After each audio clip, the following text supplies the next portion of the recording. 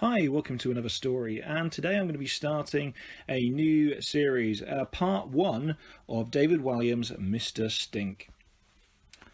Scratch and sniff. Mr. Stink stank. He also stunk, and if it is correct English to say he stinked, then he stinked as well. He was the stinkiest stinky stinker who ever lived. A stink is the worst type of smell. A stink is worse than a stench, and a stench is worse than a pong, and a pong is worse than a whiff, and a whiff can be enough to make your nose wrinkle. It wasn't Mr. Stink's fault that he stank. He was a tramp after all. He didn't have a home, and so he never had the opportunity to have a proper wash like you and me. After a while, the smell just got worse and worse.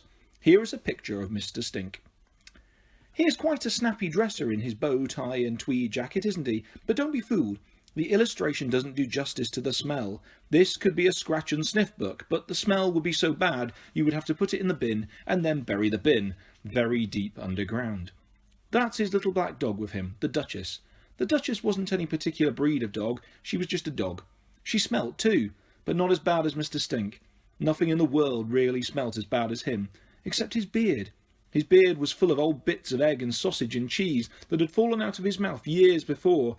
It had never ever been shampooed, so it had its own special stink, even worse than his main one. One morning Mr. Stink simply appeared in the town and took up residence on an old wooden bench. No one knew where he had come from or where he might be going. The townfolk were mostly nice to him. They sometimes dropped a few coins at his feet before rushing off with their eyes watering, but no one was really friendly towards him. No one stopped for a chat.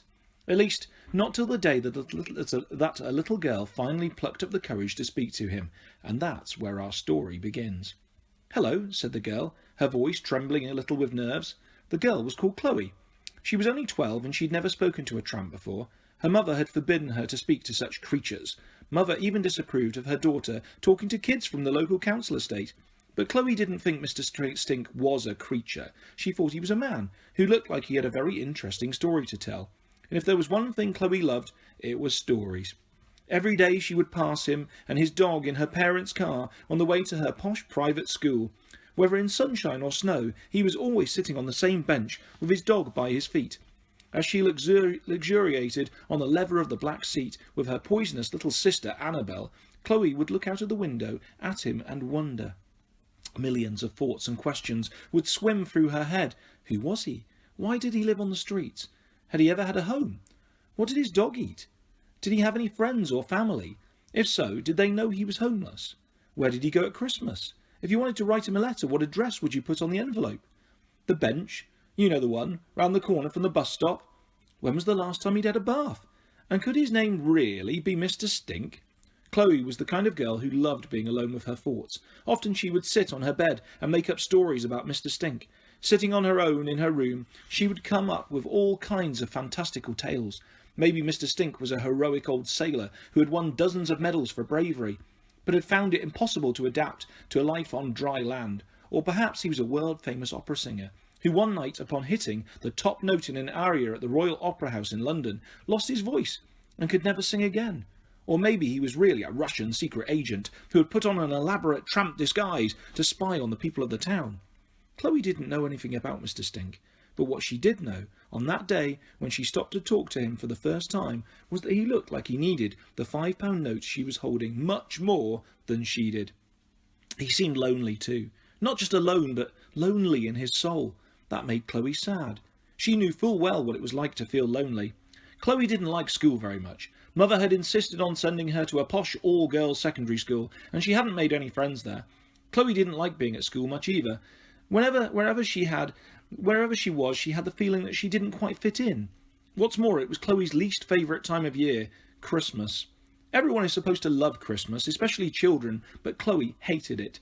She hated the tinsel, she hated the crackers, she hated the carols, she hated having to watch the Queen's speech, she hated the mince pies, she hated that it never really snowed like it's supposed to, she hated sitting down with her family to a long, long dinner, and most of all, she hated how she had to pretend to be happy just because it was December 25th.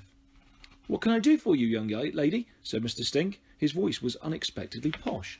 As no one had ever stopped to talk to him before, he stared slightly suspiciously at this plump little girl. Chloe was suddenly a bit frightened.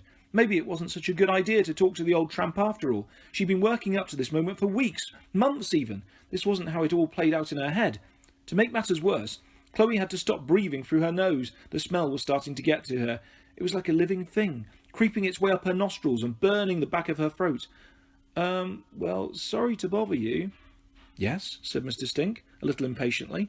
Chloe was taken aback. Why was he in such a hurry? He always sat on the bench. It wasn't like he suddenly needed to go somewhere else. At that moment, the Duchess started barking at her. Chloe felt even more scared. Sensing this, Mr. Stink pulled the Duchess's lead, which was really just a bit of old rope, to encourage her to be quiet. "Well," Chloe went on nervously, "my auntie sent me £5 to buy myself a Christmas present, but I don't really need anything, so I thought I would give it to you." If you're enjoying this story and you want the rest of it, then head over to my Patreon page. You'll find a link to my Patreon page at the More About This Channel section on my channel. James Dobinson audiobooks, loads of amazing content, loads of amazing stories. Head over and check it out. Thank you.